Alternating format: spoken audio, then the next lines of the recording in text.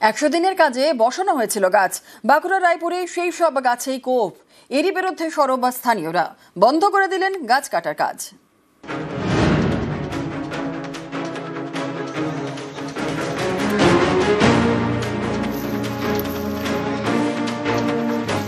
সরকারি জায়গায় একের পর এক গাছে কোপ। কাটা গাছ রাখা হয়েছে ডাঁই করে।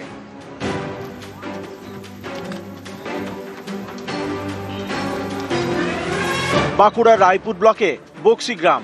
2016 সালে এখানে 100 দিনের কাজে গাছ বসানো হয়। কোনোটা সোনাঝুরি, কোনোটা ইউক্যালিপটাস। তৈরি করা হয় বনাঞ্চল। সেই গাছ একটু একটু করে বড় হয়েছে। অভিযোগ, এইসব গাছে নজর পড়ছে এক শ্রেণীর অসাধু ব্যবসায়ী। কেটে ফেলা হচ্ছে একের পর এক গাছ। বিষয়টি নজরে পড়তেই সরব হন স্থানীয়রা। গাছ কাটার কাজ বন্ধ করে দেন। এরপরেই বিডিওর দ্বারস্থ হন তারা। কে স্ট্যান্ডার্ড দিচ্ছে, কে নিয়েছে সেটা আমাদেরকে বলেনি, যার জন্য আমাদের আপত্তিটা। আমাদের গ্রামের সবার অনুরোধ যে গাছ কাটতে দেব না, যেমন গাছ আছে তেমনি থাক। কিন্তু এটা প্রশাসন জানতো নি, আমরা প্রশাসনকে জানালাম, তখন বলছে না আমরা জানিনি, এটা বন্ধ থাক। বিডিও সাহেব নিজে বলেছে যে বন্ধ থাক। এখানে গাছ কাটতে দেবো না, বাগান যেমনই আছে তেমনি থাক, কোনো পারমিশন ছাড়াই কাটছিল গাছ। আপনারা কি আটকালেন? হ্যাঁ, আমরা চাইছি যেমন বাগান যেমনি ছিল সেরকমই থাক। আর অভিযোগ আছে যে কিছু লোক কোনো একটি সরকারি জায়গায় গাছ কেটে নিচ্ছে। এটা জানার পরে আমি সংশ্লিষ্ট থানা এবং বক্সি ফাঁড়িতে জানাই এবং ওখানে পুলিশ হস্তক্ষেপ করে। হস্তক্ষেপ করার পরে ওটা আপাতত বন্ধ আছে। বাঁকুড়া থেকে প্রিয়ব্রত গোস্বামী, নিউজ 18 বাংলা। কোথাও রাস্তার পিচ উঠে গিয়েছে, কোথাও গর্তে জমা জল। উত্তরবঙ্গের 2 জেলায় 2টি গ্রামে তৈরি হবে রাস্তা। উত্তরবঙ্গ উন্নয়ন দপ্তরের বরাদ্দ টাকায় হবে রাস্তা। শিলিগুড়ির খড়িবাড়ির গ্রামে তৈরি হবে পিচের রাস্তা। শনিবার হলো প্রায় 3 কিলোমিটার এই রাস্তার কাজের শিলান্যাস। রাস্তা যদি ভালো হয় তাহলে তো সবারই ভালো। আসা যাওয়ার আমাদের খুবই অসুবিধা ছিল, রাস্তা যেন তাড়াতাড়ি হয়ে যায় আর কি। এতে তো আপনাদের সুবিধা হবে। হ্যাঁ, সুবিধা হবে, অনেক সুবিধা হবে। খড়িবাড়ির বাতাসির হাটখোলা থেকে ফুলবাড়ির খেমচি নদী এলাকা, এখানে আগে ছিল পিচের রাস্তা, এখন পিচ উঠে গিয়েছে। এই রাস্তা পাকা করা হবে। প্রায় 1,75,00,000 টাকা বরাদ্দ করেছে উত্তরবঙ্গ উন্নয়ন দপ্তর। এই রাস্তা হাটখোলা মোড় থেকে বুড়াগঞ্জ পর্যন্ত 3 কিলোমিটার রাস্তা 1,75,00,000 টাকায় ব্যয় এটা নির্মিত হবে। আজকে তার শুভ শিলান্যাস হলে আমাদের আজকের থেকে কাজ কিন্তু শুরু হলো। আমরা খুব তাড়াতাড়ি কাজটা শেষ করার কথা বলেছি ওনাদেরকে। উত্তর দিনাজপুরের গোয়ালপোখর, এখানে রয়েছে জাতীয় সড়ক লাগোয়া পাঞ্জিপাড়া বাজার। এই এলাকায় 3টি রাস্তা বেহাল, কোথাও গর্ত হয়ে জল জমে গিয়েছে, কোথাও পিচ উঠে গিয়েছে। এই সব রাস্তা মেরামতির কাজ শুরু হবে। শুক্রবার শিলান্যাস হয়। মন্ত্রী সাহেব এসলো, এসে উদ্ঘাটন করে গেল। ওটা খুব ভালো হলো। কত অনেক সমস্যা হতো এই রাস্তাটা নিয়ে, অনেক সমস্যা হচ্ছিল। এই রাস্তা মেরামতি করবে উত্তরবঙ্গ উন্নয়ন দপ্তর। বরাদ্দ করা হয়েছে প্রায় 1,16,00,000 টাকা। সমস্যা এত সমস্যা হতো এখানে, মানে বর্ষাকালীন অনেক টোটো এখানে মানে পাল্টি হয়ে যাচ্ছে। অনেক মানুষ গিয়ে জানাচ্ছে যে এই রাস্তাটা মানে খুবই দরকার, এই রাস্তাটা করে দেন। আমরা মন্ত্রী সাহেবকে বললাম, মন্ত্রী সাহেব এনবিডি থেকে করাইছেন এই রাস্তাটা, আমি ধন্যবাদ জানাচ্ছি। শিলিগুড়ি থেকে বিশ্বজিৎ মিশ্র এবং উত্তর দিনাজপুর থেকে চঞ্চল মোদক, নিউজ 18 বাংলা। টাকা পেয়েও বাড়িতে অনীহা। বাংলার বাড়ির প্রথম দফার টাকা উপভোক্তাদের। আর টাকা পেয়ে বাড়ির কাজ শুরু করেননি অনেকেই। সেই উপভোক্তাদের বাড়িতে খোঁজ খবরের নির্দেশ। জেলা শাসকদের বাড়ি বাড়ি যাওয়ার নির্দেশ মুখ্য সচিবের। 3,70,000 বাড়ির কাজ শুরু হয়নি। 1,20,000 টাকা পেয়েও বাড়ি বাকি। 2 চব্বিশ পরগনায় বাকি 47,000 বাড়ি। মুর্শিদাবাদে 39,000 বাড়ির কাজ বাকি রয়েছে। কোচবিহারে 29,000 বাড়ির কাজ শেষই হয়নি। বাড়ি শেষ করেছেন রাজ্যের 69% উপভোক্তা। দিল্লির এক এনজিওর নামে ব্যক্তিগত তথ্য চুরির অভিযোগ। টাকা দেওয়া টোপে আধার নাম্বার এবং ব্যাংকের তথ্য লিখিয়ে নেওয়া হচ্ছে কাগজে।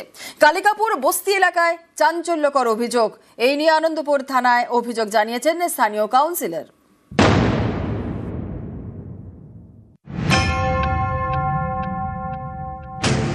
স্বেচ্ছাসেবী সংস্থার নামে টাকার টোপ, নানা কায়দায় তথ্য চুরির চেষ্টা করা হচ্ছে বলে অভিযোগ। এই নিয়েই চাঞ্চল্য কলকাতা পুরসভার 108 নম্বর ওয়ার্ডের কালিকাপুরে। আমার কাছে ব্যাংক অ্যাকাউন্ট নাম্বার, আধার নাম্বার নিচ্ছে এনজিও থেকে এসে। হ্যাঁ নিল তো, আমার কাছ থেকেও নিল তো, আধার কার্ড আর ব্যাংকের বই, এই দুটোই, আর কিছু না।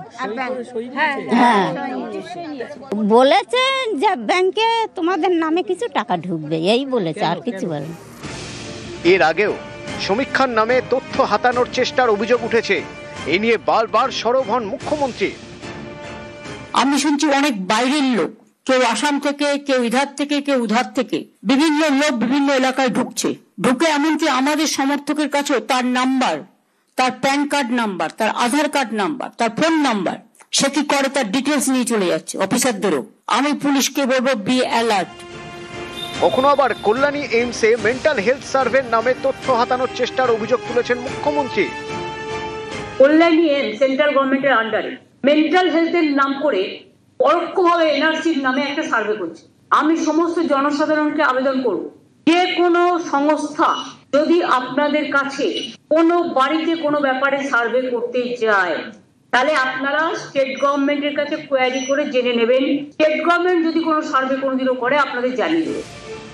ফের তথ্য হাতানোর চেষ্টার অভিযোগ, এবার টাকার টোপ দিয়ে একেবারে কলকাতায় ইএম বাইপাসের ধারে কালিকাপুর বস্তি এলাকায় শনিবার এখানে গিয়ে বাড়ি বাড়ি সমীক্ষা করেন দুই মহিলা। স্থানীয়দের দাবি, তারা নিজেদের দিল্লির এক স্বেচ্ছাসেবী সংস্থার কর্মী বলে দাবি করেন। বলা হয় অসহায় পরিবারগুলিকে তারা টাকা দেবেন। এই দেখুন, টাকার টোপে অনেকের থেকে ব্যাংকের তথ্য এবং আধার নম্বর নিয়ে নেওয়া হয়েছে।